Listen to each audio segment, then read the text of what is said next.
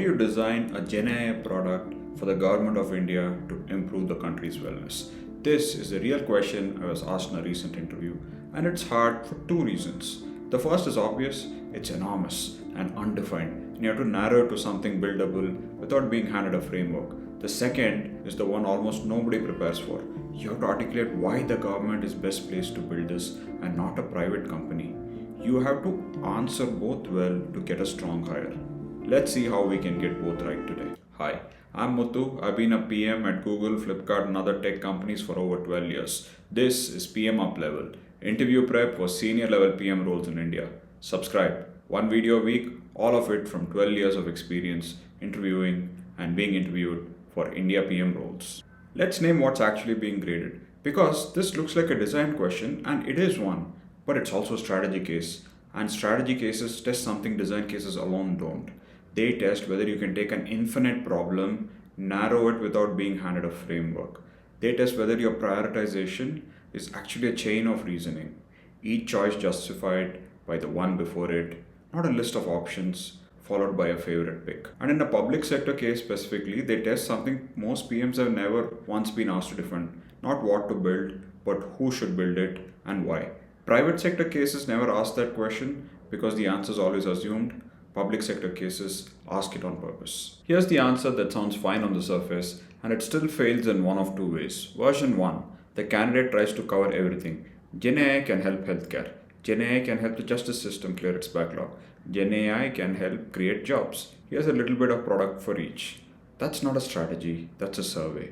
Version 2, the candidate picks one area, usually healthcare, and lands on a GenAI symptom checker or a health chatbot. Clean, plausible, and it's exactly the same product 100 startups have already pitched. In both versions, if you ask why does the government need to build this, there's no real answer beyond it's good for the country. That's a slogan, not a structural argument. Answers like this don't generate a strong higher signal. Here's how I'd answer it. Quick note for you watching first, the structure I'm going to use is a modified version of the circles framework, just for your reference. I'd never name a framework out loud in the room. The moment you say circles, you sound like you're reciting one instead of thinking. In the interview itself, I'd just describe the approach in plain words and get the interviewer's buy-in before diving in. Before I start, let me lay out how I'll work through this. I'll clarify what we are solving and who we are, map the opportunity space, pick one area, set a clear goal for it, segment down to a specific user, find the pain point worth solving, design the solution, then cover trade-offs and how I'd measure success. Does that work for you? Then I'd walk it. And here's an honest note on how this actually goes. I didn't sit there holding the government ownership probe in the mind the whole way through. In a real interview, working through a case dense as this, you can't reliably keep every possible question loaded. You lose the thread if you try. What you can reliably do is close the links you set up for yourself. I set an explicit goal in step 3, so by the time I reach the solution, I owe the interviewer the link back to it. That's not a guess about what they'll ask, it's a thread I created, so I always have to close it. The government ownership probe isn't like that. I can't predict exactly when or how it lands, so I answer it when it comes, not because I've rehearsed the moment in advance. Step 1, clarify. I'd ask two things. When we say wellness, what are we optimizing for? Economic outcomes, social outcomes, or health outcomes? And who's we in this scenario? If the interviewer throws it back to me, I'd say, I'll pick the dimension of wellness myself once I've framed the opportunity space. And I'll assume we are a startup or a consulting company working with the government, not the government itself. Getting that second point locked matters. It decides whose constraints I'm designing for. Step 2, lay out the opportunity landscape. Before narrowing, I'd name the space, because a strategy case punishes you for narrowing before you've shown you understand the full board. GenAI is disrupting India across several fronts. Healthcare, where diagnostic and triage support could reach places that don't have enough doctors. The justice system, where a massive backlog of pending cases means GenAI could help lawyers and courts move faster. And jobs, both the disruption GenAI causes and the disruption it can help absorb. 3 real options laid out to show the landscape. And then I'll commit. I'm going to focus on jobs. Because of the 3, it's the one GenAI is actively destabilizing right now, not just an area it could help. It is expected to take away a large number of existing jobs, which makes employment a clear and present problem the government has every reason to get ahead of.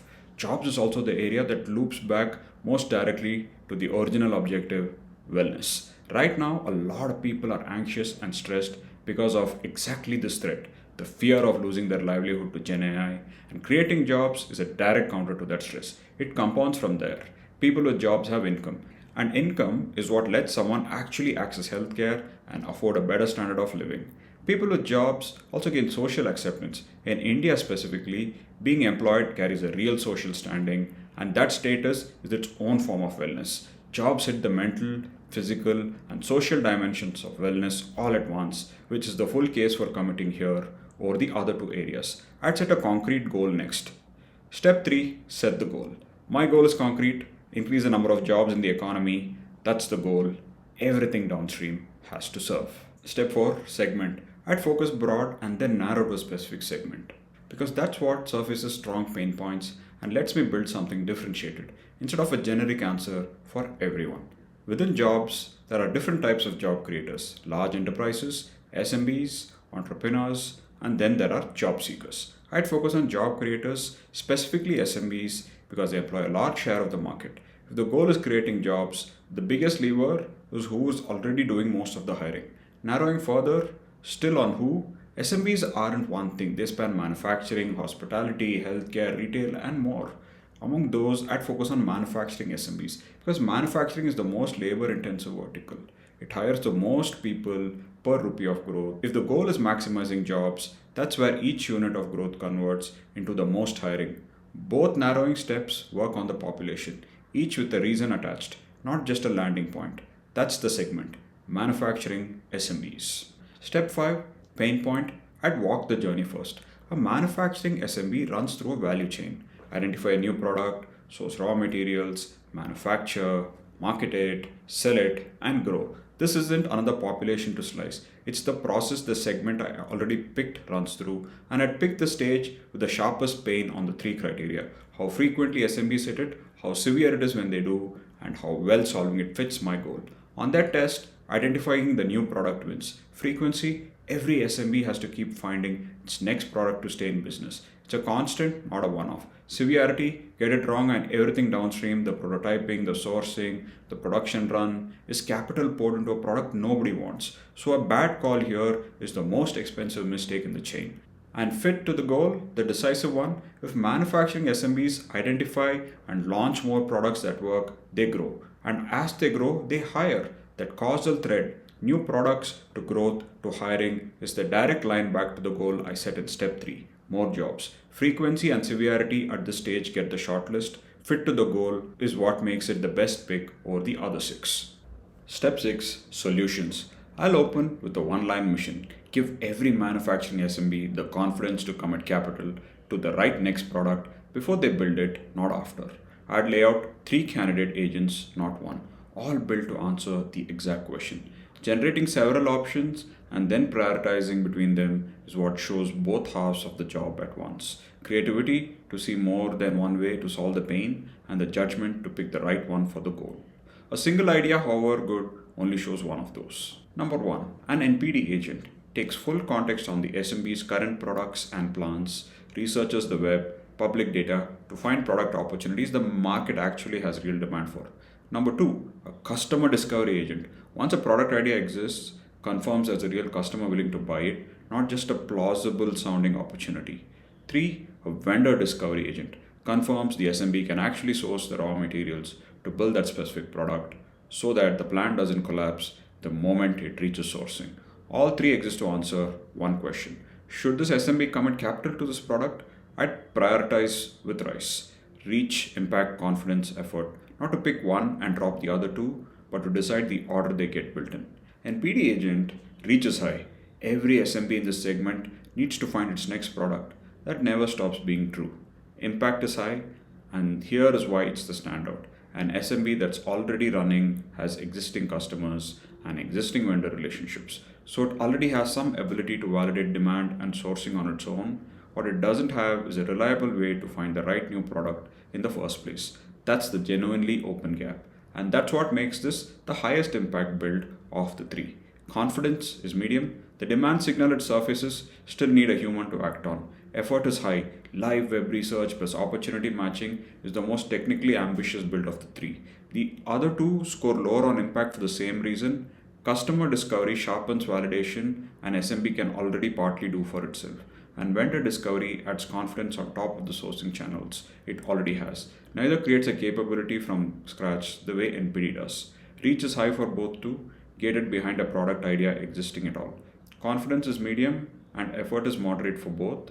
They extend existing outreach and sourcing patterns rather than building a new research engine from scratch. Run the rice, and NPD wins clearly. It's the only one of the three solving the problem the SMB can't already partly solve for itself. That doesn't mean the other two get dropped.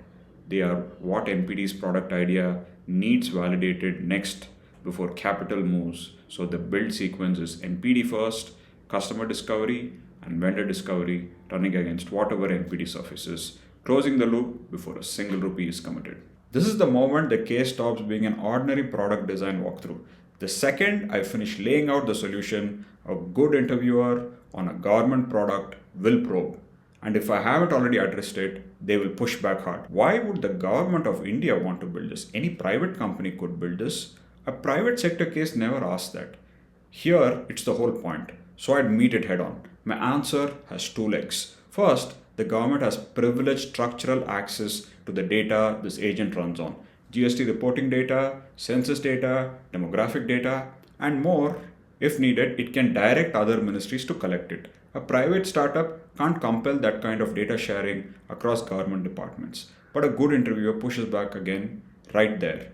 Then just license the data to a private company and let them build it. That's what the second leg answers. A private company only has a reason to serve the SMBs that are already profitable to reach, the ones already digitized, already on GST, and already easy to sell. The informal low literacy SMBs, the ones with the least access and the most to gain, are exactly who a profit seeking business has no incentive to build for. Government's mandate is coverage, not margin. So it's the only actor with a reason to serve the whole population instead of the profitable slice of it. That's a market failure argument, not a values one. Even with full data access, a private company's incentives point away from the segment this product most needs to reach. Government owns both the input a private company structurally cannot replicate and the only incentive structure that serves the whole population instead of the profitable part of it. That's the difference between an answer that sounds patriotic and an answer that actually holds up. Step 7, trade-offs. Before I get to metrics, I'd name what this product can get wrong because a GenAI agent that makes recommendations carries a specific risk. And the honest answer is where the trade offs live. The big one is the cost of hallucination, and here it's unusually high. When the agent hallucinates a market opportunity, a manufacturing SMB commits real capital to it, tooling, raw materials, a production run for a product the market doesn't actually want. The cost of a wrong answer isn't a bad session, it's a small business's cash, and a small business is exactly who can least afford to lose it. So the bar for grounding is far higher than a typical GenAI product that shapes the design. The agent never recommends in a vacuum. It grounds every opportunity in the real demand data from government sources, cites its evidence, stays explicitly a decision support tool, not a decision maker. And I draw the line by reversibility. The cheap reversible steps, research, validation get automated and fast, but the expensive, irreversible step, committing to production, stays gated behind a human sign off and a real small scale customer test for any capital goes with it. One more trade off worth naming quickly, data quality. This is the same coverage gap the defense leans on in practice, not just in principle. SMBs already digitized and on GST get sharper recommendations than informal ones, which could widen the gap if left unmanaged. And the mitigation is the same one. Aggregate government data lets the agent still say something useful, even where a specific SMB's own records are thin. Step 8, metrics. North Star is the number of jobs successfully created. But a jobs created number can be gamed. Count a job that lasts 2 weeks, the same as the one that lasts 2 years. So the guardrail is the employee retention rate on those jobs. If retention drops while job creation climbs, the product is generating churn, not real employment. And that's worth catching before it shows up in a headline number that looks good and means nothing. So where did the signal actually show up? Not in the GenAI plus jobs as a topic. Plenty of candidates would land there and still fail this. It shows up in three places: segmenting the population twice, jobs down to SMBs, and then SMBs down to manufacturing. And then, as a separate move, prioritizing by pain point within the manufacturing SMB journey down to one stage instead of stopping after the first narrowing step, like most candidates do.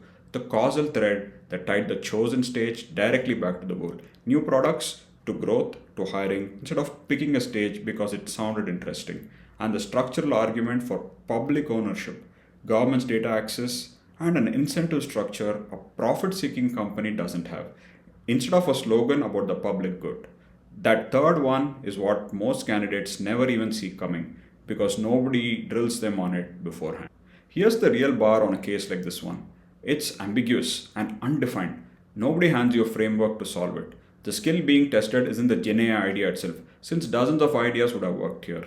It's what you do with an enormous, unstructured question, break it down yourself, narrow it through real prioritization, instead of landing on a favorite pick, and arrive at one recommendation you can actually defend in the context of what was asked. And the interviewer doesn't stop you once you land it. They will probe wherever your own structure leaves an opening. Here it was: why does this have to be the government? And whether your reasoning holds up under that pressure is as much the test as the structure itself.